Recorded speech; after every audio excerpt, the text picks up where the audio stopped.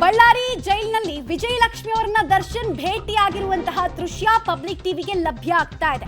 ನಾವಾಗಲೇ ತೋರಿಸ್ತಾ ಇದ್ವಿ, ಇದೇ ಮೊದಲ ಬಾರಿಗೆ ಬಳ್ಳಾರಿಗೆ ವಿಜಯಲಕ್ಷ್ಮಿ ಅವರು ಭೇಟಿ ಕೊಟ್ಟ ಬಳಿಕ ದರ್ಶನ್ರನ್ನ ನೋಡೋದಕ್ಕೆ ಸಾಧ್ಯ ಆಗ್ತಾ ಇದೆ ಅಂತ. ನೋಡಿ, ದರ್ಶನ್ರನ್ನ ಅಧಿಕಾರಿಗಳು ಕರ್ಕೊಂಡು ಹೋಗ್ತಾ ಇದ್ದಾರೆ ಸಂದರ್ಶಕರ ಕೊಠಡಿಗೆ. ಸಾಮಾನ್ಯವಾಗಿ ವಿಚಾರಣಾಧೀನ ಕೈದಿಗೆ ಸಂದರ್ಶಕರ ಕೊಠಡಿ ಮೂಲಕವೇ ಕುಟುಂಬಸ್ಥರನ್ನ ಭೇಟಿ ಮಾಡೋದಕ್ಕೆ ಅವಕಾಶ ಇರುತ್ತೆ. ಈ ಸಂದರ್ಭದಲ್ಲಿ ದರ್ಶನ್ ಸೆರೆ ಸಿಕ್ಕಿದ್ದು ಹೀಗೆ. ಬ್ಲ್ಯಾಕ್ ಟಿ ಶರ್ಟ್ ಹಾಕಿರುವಂತಹ ದರ್ಶನ್ ತಮ್ಮ ಪತ್ನಿಯನ್ನ ಭೇಟಿ ಮಾಡೋದಕ್ಕೆ ಹೋದಂತಹ ಸಂದರ್ಭ ಇದು. ಇವತ್ತು ಕೆಲ ಹೊತ್ತಿನ ಹಿಂದಷ್ಟೇ ವಿಜಯಲಕ್ಷ್ಮಿ ಅವರು ಕೂಡ ಎಂಟ್ರಿ ಕೊಟ್ಟಿದ್ರು. ವಿಜಯಲಕ್ಷ್ಮಿ ಅವರು ಕಾನೂನು ಹೋರಾಟದ ಬಗ್ಗೆ ದರ್ಶನ್ರನ್ನ ಭೇಟಿ ಆಗ್ತಾ ಇದ್ದಾರೆ ಅಂತ ನಾವು ಸುದ್ದಿಯನ್ನ ಬ್ರೇಕ್ ಮಾಡಿದ್ವಿ. ಅದಾದ ಬೆನ್ನಲ್ಲೇ ದರ್ಶನ್ರನ್ನ ಕೂಡ ಸಂದರ್ಶಕರ ಕೊಠಡಿಗೆ ಜೈಲಧಿಕಾರಿಗಳು ಕರ್ಕೊಂಡು ಹೋಗುವಂತಹ ಸಂದರ್ಭ.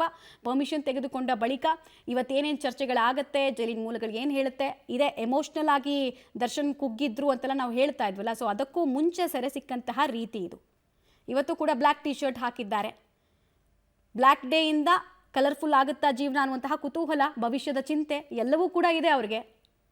ಪರಪ್ಪನಗ್ರಹಾರದಲ್ಲಿ 69 ದಿನ ಕಳೆದ್ರು. ಪ್ರತಿ ಸೋಮವಾರ ಪತ್ನಿಯನ್ನು ಭೇಟಿ ಮಾಡ್ತಾ ಇದ್ರು. ಈಗ ಬೆಂಗಳೂರಿನಿಂದ ಬಹುದೂರ 12 ಕಿಲೋಮೀಟರ್ ಇರುವಂತಹ ಬಳ್ಳಾರಿಗೆ ಬಂದು ಭೇಟಿ ಮಾಡಬೇಕು ಕುಟುಂಬಸ್ಥರು.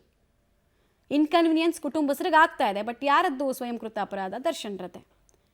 ನೋಡೋಣ ಇವತ್ತೇನೇನು ಡಿಸ್ಕಷನ್ಸ್ ಆಗುತ್ತೆ ಮತ್ತು ಕಾನೂನು ಹೋರಾಟ ಜೊತೆಗೆ ಅವರಿಗೆ ಧೈರ್ಯ ತುಂಬುವಂತಹ ಕೆಲಸವನ್ನು ವಿಜಯಲಕ್ಷ್ಮಿ ಅವರು ಹೆಂಗೆ ಮಾಡ್ತಾರೆ ಅಂತ ಡೀಟೇಲ್ಸ್ ಕೊಡ್ತಾರೆ ಅಮರೇಶ್. ದರ್ಶನ್ರನ್ನ ಸಂದರ್ಶಕರ ಕೊಠಡಿಗೆ ಕರ್ಕೊಂಡು ಹೋಗೋಕ್ಕೂ ಮುಂಚೆ ಸೆರೆ ಸಿಕ್ಕಂತಹ ದೃಶ್ಯವನ್ನು ನಾವು ಗಮನಿಸ್ತಾ ಇದ್ವಿ. ಉಳಿದಂತೆ ಡೀಟೇಲ್ಸ್ ಏನೇನು ಸಿಗ್ತಾ ಇದೆ? ಮಮತಾ, ದರ್ಶನ್ ಅವ್ರನ್ನ ಯಾವಾಗ ಸಂದರ್ಶಕರ ಕೊಠಡಿಗೆ ಅಂದ್ರೆ ಅವ್ರ ಪತ್ನಿಯನ್ನ ಭೇಟಿ ಮಾಡ್ತಕ್ಕಂತ ವಿಚಾರವಾಗಿ ಸಂದರ್ಶಕರ ಕೊಠಡಿಗೆ ಕರ್ಕೊಂಡು ಹೋದ್ರು, ಅವಾಗ ತಕ್ಷಣವೇ ದರ್ಶನ್ ಅವರು ಪತ್ನಿಯನ್ನು ನೋಡಿದ ಕೂಡಲೇ ಭಾವುಕರಾಗ್ತಾರೆ. ಒಂದು ರೀತಿಯಿಂದ ಪಶ್ಚಾತ್ತಾಪದ ಭಾವನೆಯೂ ಕೂಡ ಅವರಲ್ಲಿ ಇರುತ್ತೆ. ಹೀಗಾಗಿ ದರ್ಶನ್ ಅವ್ರನ್ನು ಸಹಿತ ಅವ್ರ ಪತ್ನಿ ವಿಜಯಲಕ್ಷ್ಮಿ ಅವರು ಸಂತೈಸ್ತಾರೆ. ಧೈರ್ಯವಾಗಿರಿ, ಏನೂ ಆಗಲ್ಲ, ಕಾನೂನು ಹೋರಾಟ ಮಾಡೋಣ ಅನ್ನುವಂತ ನಿಟ್ಟಿನಲ್ಲಿ ಒಂದಿಷ್ಟು ಧೈರ್ಯದ ಮಾತುಗಳನ್ನ ಆಡ್ತಾರೆ. ಹೀಗಾಗಿ ಅಂದ್ರೆ 350 ಕಿಲೋಮೀಟರ್ ದೂರದಿಂದ ಈಗಾಗಲೇ ವಿಜಯಲಕ್ಷ್ಮಿ ಅವರು ಬಳ್ಳಾರಿ ಸೆಂಟ್ರಲ್ ಜೈಲಿಗೆ ಆಗಮಿಸಿ ದರ್ಶನ್ ಅವ್ರ ಜೊತೆಗೆ ಮಾತುಕತೆಯನ್ನು ಕೂಡ ಮಾಡ್ತಾ ಇದ್ರೆ. ಅವ್ರ ಜೊತೆಗೆ ಅವ್ರ ವಕೀಲರು ಕೂಡ ಇದ್ದಾರೆ. ಆದ್ರೆ ಆರಂಭದಲ್ಲಿ ಈಗ ಕಳೆದ 1 ವಾರಗಳಿಂದಲೂ ಸಹಿತ ದರ್ಶನ್ ಅವ್ರನ್ನ ಅವರ ಪತ್ನಿ ಭೇಟಿ ಆಗಿರ್ಲಿಲ್ಲ. ಇದೀಗ ಚಾರ್ಜ್ ಶೀಟ್ ಸಲ್ಲಿಸೋಕೆ ಕೊನೆಯ ಅಂತಿಮ ಹಂತದಲ್ಲಿ ಇರೋದ್ರಿಂದಾಗಿ ಇದೀಗ ಅವ್ರ ಭೇಟಿ ಬಹಳಷ್ಟು ಮಹತ್ವವನ್ನು ಪಡೆದುಕೊಂಡಿದೆ. ಅದು ವಿಶೇಷವಾಗಿ ವಕೀಲರ ಜೊತೆಗೆ ಬಂದಿದ್ರಿಂದ. ಮತ್ತೊಂದು ಕಡೆಗೆ ದರ್ಶನ್ ಅವರು ಈಗ ಪತ್ನಿ ಜೊತೆಗೆ ಮಾತಾಡ್ತಾ ಇದ್ರೆ ಬಹುತೇಕ ಅವರು ಕಾನೂನು ಹೋರಾಟದ ಬಗ್ಗೆ ಹೆಚ್ಚಾಗಿ ಚರ್ಚೆ ಮಾಡ್ತಾ ಇದ್ರೆ. ಅದ್ರ ಜೊತೆಗೆ ಗಂಡನಿಗೆ ಧೈರ್ಯವನ್ನು ಕೂಡ ಹೇಳುವಂತ ಕೆಲಸವನ್ನು ಮಾಡ್ತಾ ಇದ್ದಾರೆ ಮಮತಾ. ಆಲ್ ರೈಟ್ ಅಮರೇಶ್, ಇದ್ರ ಜೊತೆಗೆ ಈಗ ವಕೀಲರನ್ನ ಕೂಡ ಕರ್ಕೊಂಡು ಬಂದಿದ್ದಾರೆ. ಬಿಕಾಸ್ ದರ್ಶನ್ ಅವ್ರನ್ನ ಭೇಟಿ ಮಾಡೋದಕ್ಕೆ ವಿಜಯಲಕ್ಷ್ಮಿ ಅವರು ಬಂದಾಗ ಅವರ ಹಿಂದೆ ಇತ್ತಿದ್ದು ಒಬ್ಬ ವ್ಯಕ್ತಿ ಅವರು ಬ್ಯಾಗ್ ಅನ್ನು ಹಿಡ್ಕೊಂಡು ಬರ್ತಾ ಇದ್ದಿದ್ದನ್ನು ನೋಡ್ತಾ ಇದ್ವಿ. ಸೊ ವಕೀಲರು ಇವ್ರಿಗಿಂತ ಮುಂಚೆನೇ ಎಂಟ್ರಿ ಕೊಟ್ರ, ಏನ್ ಕತೆ, ಅದ್ರ ಬಗ್ಗೆ ಏನ್ ಕ್ಲಾರಿಟಿ ಸಿಗ್ತಾ ಇದೆ?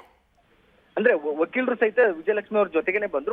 ಮತ್ತೊಂದು ಸೈಡ್ ಲಿಂದ ಅವರು ಹೋಗಿದ್ರು. ಅಂದ್ರೆ ಸಂದರ್ಶಕರು ಕೊಟ್ಟಿದ್ದೆ ಆರಂಭದಲ್ಲಿ ವಿಜಯಲಕ್ಷ್ಮಿ ಅವರಿಗೆ ಈಗ ಮಾತುಕತೆಯನ್ನು ಆಡ್ಲಿಕ್ಕೆ ಕೊಟ್ಟಿದ್ರು. ತದನಂತರದಲ್ಲಿ ಅವ್ರ ವಕೀಲರು ಕೂಡ ಮಾತನಾಡ್ತಾ ಇದ್ದಾರೆ. ಅಂದ್ರೆ ಅವರು ಆರಂಭದಲ್ಲಿ ಮೊದಲಿಗೆ ಅಂದ್ರೆ ವಿಜಯಲಕ್ಷ್ಮಿ ಅವರು ಬರೋದಕ್ಕಿಂತ ಮುಂಚಿತವಾಗಿನೇ ಅವ್ರ ಕಡೆ ಅಂದ್ರೆ ದರ್ಶನ್ ಅವರ ಪರವಾಗಿರ್ತಕ್ಕಂಥ ವಕೀಲರಲ್ಲಿ ಒಬ್ಬರು ಬಂದು ಪರ್ಮಿಷನ್ ಅನ್ನು ತೆಗೆದುಕೊಂಡು ಹೋಗಿದ್ರು. ಇನ್ನು ಇಂತಿಷ್ಟು ಟೈಮ್ ನಲ್ಲಿ ನಮ್ಮ ಏನು ಆರೋಪಿ ಇದ್ರೆ ಅವ್ರ ಪರವಾಗಿರ್ತಕ್ಕ ಅಂದ್ರೆ ಅವರ ಸಂಬಂಧಿಕರು ಬಂದು ಭೇಟಿ ಮಾಡ್ತೀವಿ ಅನ್ನುವಂತ ನಿಟ್ಟಿನಲ್ಲಿ. ಹೀಗಾಗಿ ಮೊದಲೇ ಅವ್ರು ಹೇಳಿದ್ರು ಅಂದ್ರೆ ವಕೀಲರು ಮತ್ತು ಅವರ ಹತ್ತಿರದ ರಕ್ತ ಸಂಬಂಧಿಗಳಿಗೆ ಮಾತ್ರ ಭೇಟಿ ಮಾಡ್ಲಿಕ್ಕೆ ಅವಕಾಶ ಇದೆ ಅನ್ನುವಂತ ಮಾತನ್ನು ಹೇಳಿದ್ರು. ಅದ್ರ ಭಾಗವಾಗಿನೇ ಈಗ ವಿಜಯಲಕ್ಷ್ಮಿ ಮತ್ತು ಅದ್ರ ಜೊತೆಗೆ ಅವ್ರ ವಕೀಲರಿಗೆ ಒಳಗಡೆ ಹೋಗಿ ಮಾತುಕತೆಯನ್ನ ಮಾಡ್ತಾ ಇದ್ರೆ. ಅಂದ್ರೆ ವಕೀಲರು ಸಹಿತ ಅವ್ರ ಜೊತೆಗೆ ಹೋಗಿದ್ದಾರೆ ಮಮತಾ. ಇದೀಗ ಅಮರೇಶ್, ಬೇಲ್ಗೆ ಇಲ್ಲಿ ತನಕ ಅರ್ಜಿಯನ್ನ ದರ್ಶನ್ ಹಾಕಿಲ್ಲ. ಬಟ್ ಉಳಿದ ಆರೋಪಿಗಳು ಎಲ್ಲರೂ ಕೂಡ ಬೇಲ್ಗಾಗಿ ಮೂವ್ ಮಾಡ್ತಾ ಇದ್ದಾರೆ.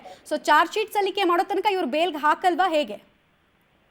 ಈಗ ಅದೇ ವಿಚಾರಕ್ಕೋಸ್ಕರ ಇದುವರೆಗೂ ಸಹಿತ ವಿಜಯಲಕ್ಷ್ಮಿ ಅವರು ಕಾಯ್ತಾ ಇದ್ರು. ಮತ್ತು ದರ್ಶನ್ ಅವರು ಸಹಿತ ಅವ್ರ ವಕೀಲರ ಮುಂದೆ ಇದೇ ಮಾತನ್ನ ಹೇಳಿದ್ರಂತೆ. ಯಾಕಂದ್ರೆ ಒಂದ್ ವೇಳೆ ಚಾರ್ಜ್ ಶೀಟ್ ಸಲ್ಲಿಕೆ ಆಗೋದಕ್ಕಿಂತ ಮುಂಚೆ ನಾವು ಬೇಲ್ಗೆ ಏನಾದ್ರೂ ಅರ್ಜಿ ಹಾಕಿದ್ರೆ ರಿಜೆಕ್ಟ್ ಆಗ್ಬಹುದು.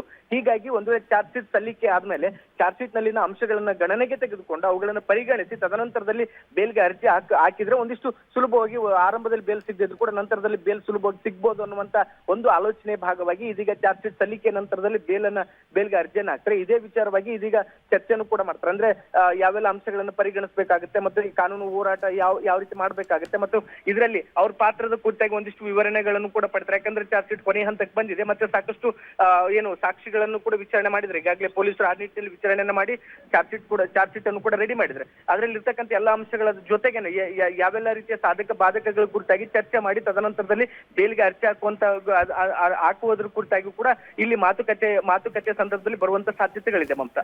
ಆಲ್ ರೈಟ್ ಅಮರೇಶ್, ಹಾಗೆ ಹೋಲ್ಡಲ್ಲಿ ವಾಪಸ್ ಬರ್ತೀನಿ.